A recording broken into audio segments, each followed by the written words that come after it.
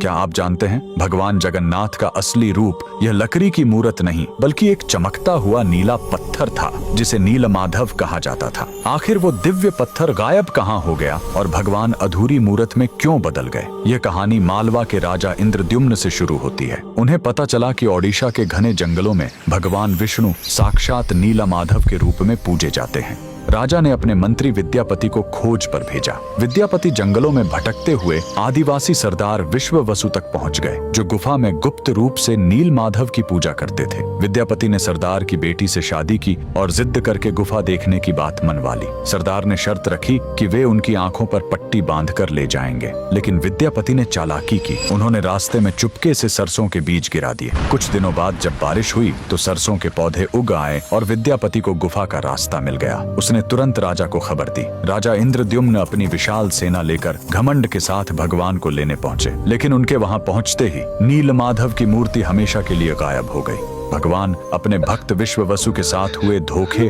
और राजा के घमंड से नाराज थे। राजा ने रोकर माफी मांगी और अन्न जल त्याग दिया। तब आकाशवाणी हुई, मैं अब उस पत्थर के रूप में नहीं मिलूंगा, अब मैं समुद्र तट पर एक लकड़ी के लट्ठे के रूप में आऊंगा। कुछ समय बाद पुरी के समुद्र तट पर एक विशाल अद्भुत लकड़ी का लट्ठा तैरता हुआ आया। राजा समझ गए कि यही भगवान का नया रूप है। उन्होंने तुरंत आदेश दिया कि इस पवित्र लकड़ी से भगवान की मूर्ति बनाई जाए, लेकिन समस्या यह हुई कि वह कोई साधारण लकड़ी नहीं थी। जैसे ही राज्य के बड़े बड़े कारीगर उस पर छेनी हथौड़ा चलाते, उनके औजार ही टूटकर बिखर जाते। उस दिव्य लकड़ी पर खरोंच तक नहीं आ रही थी। तब स्वयं भगवान विश्वकर्मा एक बूढ़े शिल्पकार के रूप में आए। उन्होंने कहा, मैं इससे मूर्ति बनाऊंगा, लेकिन मेरी एक शर्त है, 21 दिनों तक कमरा बंद रहेगा। अगर बीच में दरवाजा खुला तो मैं काम छोड़कर चला जाऊंगा। राजा मान गए। 15 दिनों तक अंदर से छेनी चलने की आवाज आती रही, लेकिन फिर सब एकदम शांत हो गया। रानी गुंडिचा को लगा कि बूढ़ा शिल्पकार शायद अंदर मर गया है।